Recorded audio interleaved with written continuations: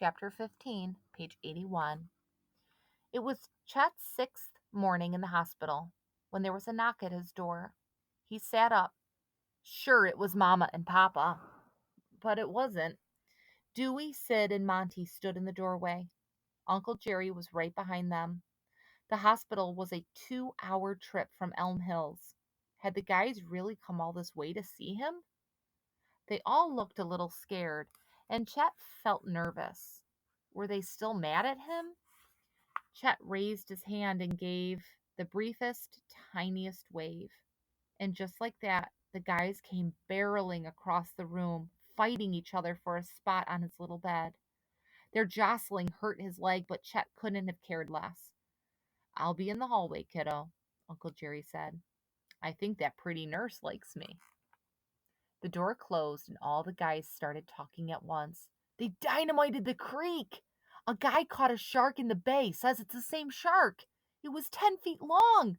They cut open its stomach. They found human bones.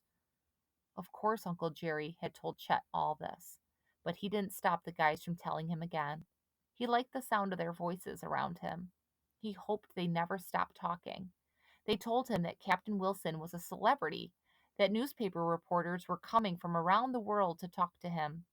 Your uncle said your leg will be okay, Dewey said.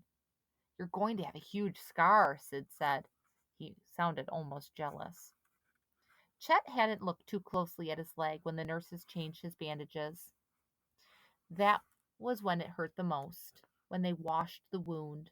He had to keep his eyes closed tight and bite down on a rag to keep from screaming until the cleaning was done.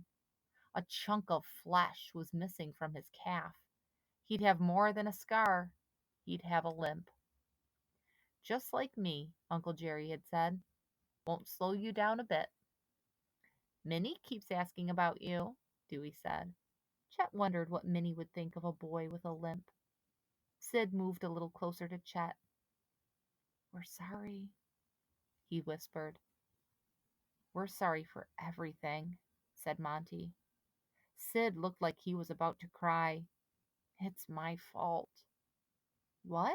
Said Chet. You didn't put the shark in the creek. Sid laughed a little and wiped his eyes on his sleeve. We should have listened to you, Monty said. If we had gotten out of the water, you wouldn't have gotten bitten. And if you hadn't come, Dewey said, we'd be... But if I hadn't played that stupid prank, Chet said, you would have believed me.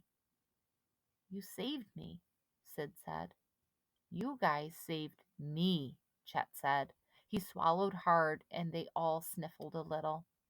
Then a hush came over the room, and in the quiet moment, Chet realized something. He and the guys would always be tied together by the terrible things they'd seen, by what they'd done for each other. It was a while before Sid said, We're calling a truce. No more pranks. As usual, nobody argued with Sid. It was settled. The guys stayed all afternoon until Uncle Jerry poked his head in and said it was time to go. The guys lingered until Uncle Jerry shooed them out the door. Wait for me, Uncle Jerry told them, and then he closed the door and came over to Chet's bed. Your mama called the hospital, he said. She and your papa will be here after dinner tonight.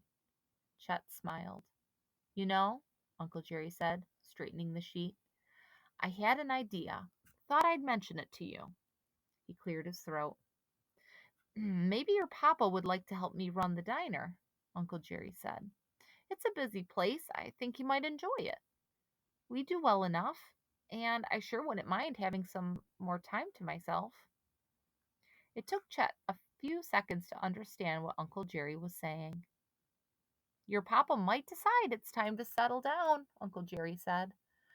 I'm not sure he'll say yes, but I guess it's worth a try, don't you think? Chet opened his mouth to say something, but the words seemed to be all stuck together, so he just nodded. Okay then, kiddo. It's a plan. Chet lay there a while after Uncle Jerry left. He thought about Mama and Papa. He couldn't wait to introduce them to the guys and to Captain Wilson. He struggled to keep his eyes open, but it had been a long day. Before long, he dozed off. He dreamed that he was an old man sitting in a diner telling a story to a gang of boys.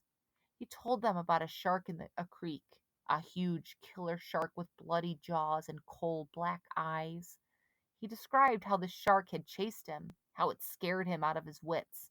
But in the end, the beast couldn't get him because Chet hadn't been alone, because his friends had reached out for him. They'd held him tight and they never let him go.